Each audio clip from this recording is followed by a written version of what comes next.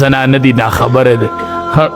گن گن کالی مټو ته ورچولی او هارونه ورچولی مندره ورچولی او خبر نه دي زکات نصاب ورته نه دی معلوم چې پدې کې د الله حق دی پدې کې ومانه تپوس کیږي دا با بیا دا سر چې دی دا بسر نه په قیامت کې ښا حدیث مبارک کې راځي چې چا سره کالی وي کم زنانو دا تینا زکات نه ورکوي دا کالی با د جهنم په اور کې سور کړلی شي پتکوا بها جباهو